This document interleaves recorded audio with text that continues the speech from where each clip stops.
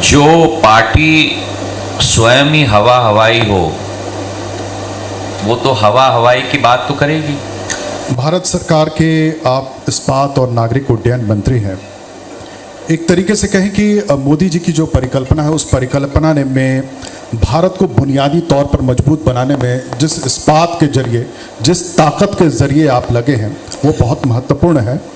इसके साथ ही क्योंकि उनका एक ड्रीम प्रोजेक्ट भी है कि हर आम आदमी चप्पल पहनने वाला है कि हर आम आदमी चप्पल पहनने वाला आदमी हवाई यात्रा करे। उसको किस तरीके से देखते हैं? क्योंकि कहीं ना कहीं इन दोनों चीज़ों में तालमेल बिठा करके, क्योंकि जो बीता अरसा दिख रहा था उसमें इस्पात इंडस्ट्री थोड़ी डाउन मार्केट चल रही थी, कोरोना का भी संक्रमण का दौर था, उन सब से बाहर निकल के आप कैसे इसको आगे ले जाएंगे? बहुत एक संक्षिप्त प्रश्न आपने कर दिया, पर बहुत ही लोडेड प्रश्न है, क्योंकि मेरे दोनों विभागों की विस्तृत जानकारी मुझे संक्षिप्त तरीके से आपको देनी होगी जी।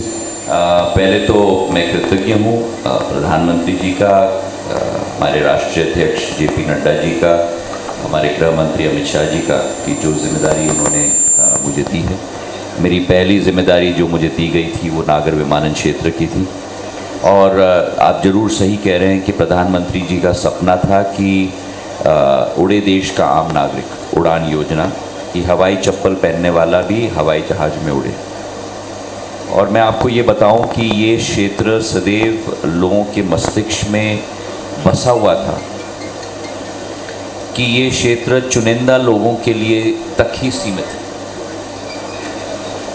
पर पिछले 9 वर्षों में जो गति प्रधानमंत्री जी के द्वारा दी गई है, उससे ये आम जनता का आवागमन का रास्ता आज बन चुका है। और कुछ आंकड़े आपके समक्ष में पेश करना चाहता हूँ जी। 2013-14 में हमारे देश में केवल 6 करोड़ यात्री नागर विमानन सेवा के आधार पर यातायात करते थे। आज 9 साल बाद हमारे देश में करीब 14.5 करोड़ यात्री नागर विमानन के आधार पर आगे चलते हैं। हमारे देश में 75 वर्षों में 74 एयरपोर्ट बने थे। और प्रधानमंत्री जी की संकल्पता जो आप बात कर रहे हैं जी, उसके आधार पर आज 9 वर्षों में जो 74 एयरपोर्ट थे वो आज डबल होके अतिरिक्त 74 एयरपोर्ट, वाटरड्रोम और हेलीपोर्ट मिलाकर 148 आज हो चुकी हैं। जिसमें पिछले माह शिमोगा में प्रधानमंत्री जी ने लोकार्पण शिमोगा एयरपोर्ट का किया था, वो 148वां एयरपोर्ट बन चुका है। तो ये तीव्र गति प्रदान की। और आपको एक और दूसरा आंकड़ा मैं दूंगा जिससे शायद कुछ आश्चर्य आपको होगा। अगर हम अपने क्लोजेस्ट कंपेटिटर को देखें और हमारा सहभागी वो है रेलवे। रेलवे में अगर हम फर्स्ट एसी और सेकंड एसी की यात्री की गणना करें, क्योंकि प्लेन में भी एयर कंडीशनर जाहिर सी बात, तो रेलवे में करीब 18.5 करोड़ लोग फर्स्ट एसी और सेकंड एसी से यात्रा करते हैं। जैसे मैंने आपको कहा, नागर विमानन में आज 14.5 करोड़ लोग यात्रा करते हैं। पर रेलवे का कंपाउंडेड एनुअल ग्रोथ रेट यात्रियों का करीब 5.5%, और नागर विमानन क्षेत्र में हमारा कंपाउंडेड एनुअल ग्रोथ रेट है 10 दिसंबर 3% जी। तो अगले 8-9 सालों में मैं मानता हूं कि हमारे सहभागी रेलवे के करीब या उनसे आगे, केवल फर्स्ट एसी और सेकंड एसी की मैं बात कर रहा हूं, नागर विमानन क्षेत्र जाएगा।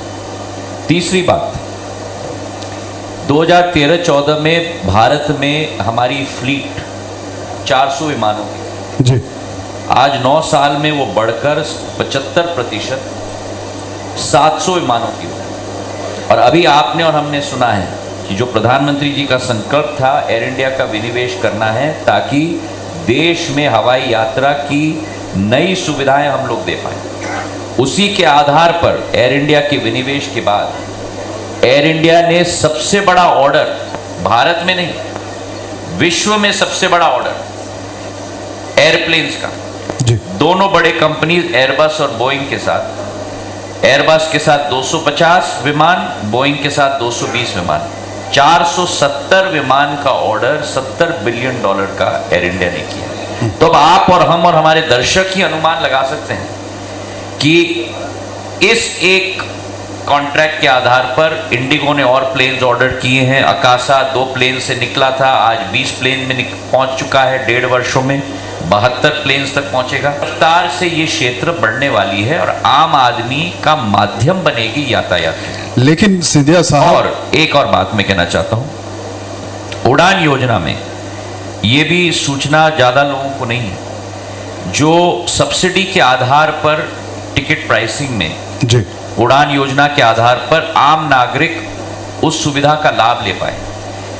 2016 में हमने शुरुआत की थी। पिछले 6 वर्षों में करीब करीब 2,20,000 फ्लाइट्स जी उड़ान योजना के तहत शुरुआत हुई हैं और 1,16,00,000 लोग इस देश में जो कभी कल्पना नहीं कर सकते थे कि विमान के आधार पर वो यातायात करेंगे, वो इस उड़ान योजना के तहत एक जगह से दूसरी जगह विमान से जा पाए। लेकिन कांग्रेस तो यही कह रही है कि ये योजना सिर्फ हवाई है। बुनियादी चीज में आज भी है कि आम आदमी के लिए जो हवाई टिकट का सफर है आज भी उतना ही महंगा है। जो पार्टी स्वयं ही हवाई हो वो तो हवाई की बात तो करेगी। मुझे इसमें कोई आश्चर्य नहीं है। जिस पार्टी का तथ्य न हो, जिस पार्टी का वर्तमान के परिप्रेक्ष्य में दुख की बात है पर जनाधार समाप्त हो रहा है, उस पार्टी को केवल खट्टे अंगूर के अलावा और क्या दिखेगा। अगर ये ग्लास में आपके सामने रख लूं जी और ये बोतल में 3/4 भरा है लेकिन 1/4 खाली है, आपको दिखेगा कि 3/4 भरा हुआ है। मेरी दृष्टिकोण ऐसी है कि मुझे तो सदैव दिखेगा कि 1/4 खाली है। अब जिन लोगों का दृष्टिकोण ही देश की विकास और प्रगति के साथ न जुड़ा हो, अच्छा। उनकी दृष्टिकोण को बदलने में कोई आप और हम तो संभव नहीं होने वाले। लेकिन जो आंकड़े हैं, मैं सदैव कहता हूं, मैं अर्थशास्त्र का मैं एक विद्यार्थी रहा हूं, आंकड़े कभी झूठ नहीं बोल सकते। अच्छा, मेरे सामने आए कांग्रेस सिंधिया साहब मैं उसी दृष्टि पर, मेरे सामने आए कांग्रेस सिंधिया साहब मैं उसी दृष्टि पर, आंकड़ों पर मैं उसी दृष्टिगत सवाल पर ही आ जाता हूं